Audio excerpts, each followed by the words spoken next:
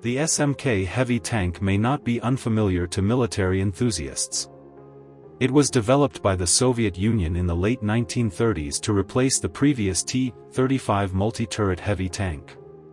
However, the Soviet Army abandoned the multi-turret concept and modified it into a single turret for mass production, resulting in the famous KV-1 heavy tank. The SMK also has a sibling, the highly similar T-100 heavy tank. The T-100 and SMK are two branches of the same project, both developed in Leningrad. The T-100, designed by the OKMO team, closely resembles the SMK in appearance, making them easy to confuse.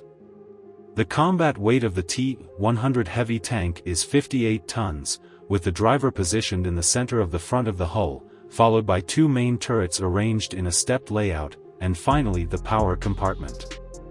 The vehicle is 8.38 meters long, 3.4 meters wide, and 3.42 meters high, with a maximum road speed of only 36 km per hour and a maximum range of 200 km. The vehicle crew requires 6 to 8 people.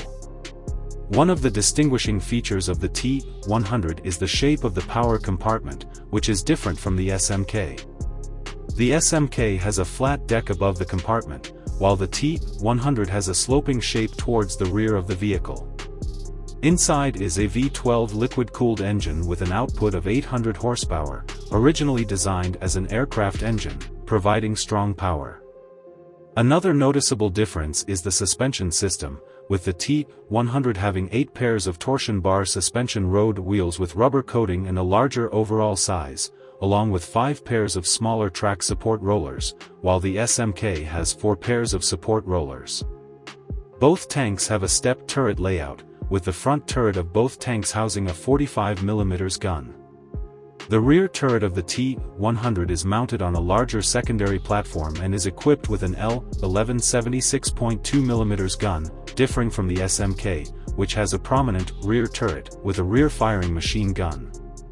The T-100 also features a small machine gun turret mounted above the main turret, housing a 7.62mm machine gun.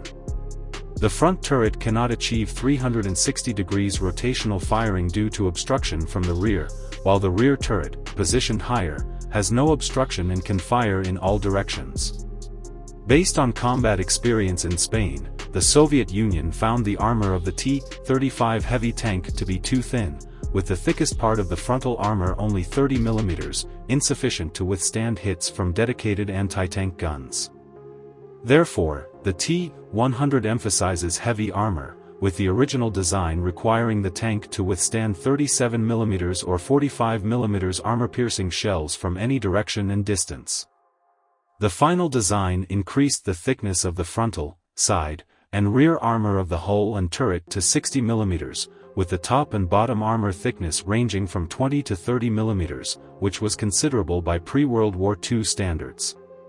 However, considering the 58-ton size of the tank, this level of armor thickness was not entirely matched. On paper, the T-100 and SMK have similar performance. The prototype underwent brief testing in 1939, but due to the Soviet Union's belief that the multi-turret design was outdated, further development was stopped. Its chassis was later used to create a self-propelled gun with a 130mm gun, known as the T-100X, later renamed Su-100Y, a name familiar to tank game enthusiasts. Designers once considered equipping the T-100 with the M10T 152mm howitzer or B-4 203mm howitzer to create a heavy fire support vehicle. They also envisioned installing a 130mm heavy gun in the rotating turret to create a mobile coastal defense tank, similar to the Su-100Y with a fixed turret. However, none of these ideas were realized.